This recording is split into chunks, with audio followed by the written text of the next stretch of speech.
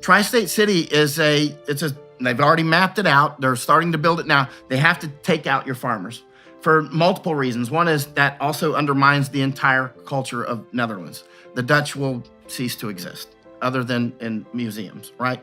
And so, like the kulaks in Ukraine, right?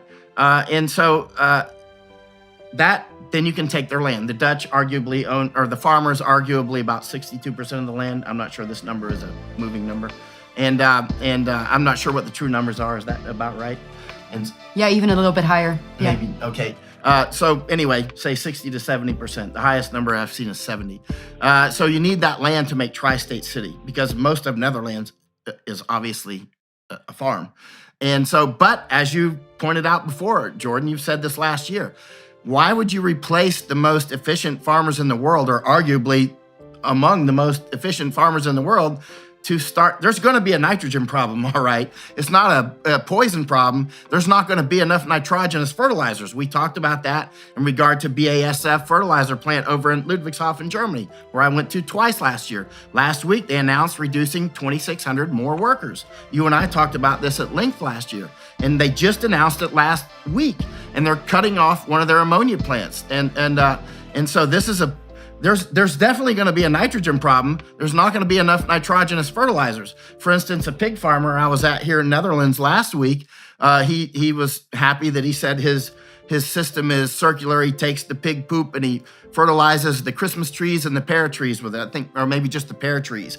But he said it's circular, so it's quite good. And I said, where do you get your pig feed? He gets it from Brazil.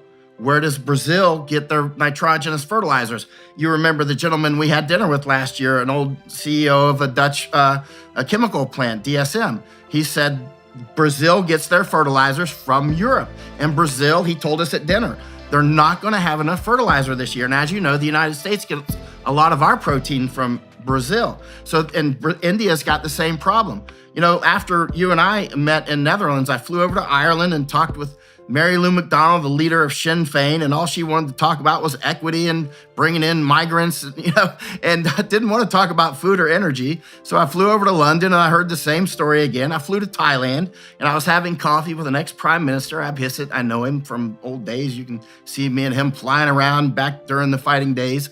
And I have an office in Thailand. And I said, you've got problems. You're going to have problems. You import 92% of your nitrogenous fertilizers.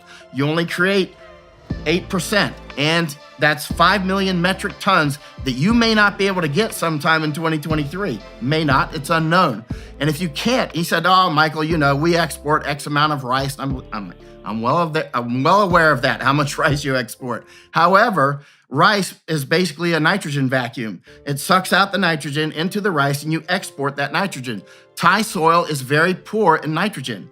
You have to have that nitrogenous fertilizer. Where are you going to get it from? He said, well, we'll get it from China. I'm like, check it out. You're not getting it from China right now, and you're not going to get it from Russia, or at least it's very seriously in doubt if you can get it from Russia. You're not going to get it from Europe. Where are you going to get it from? You're going to be bidding against Japan. Japan needs it too.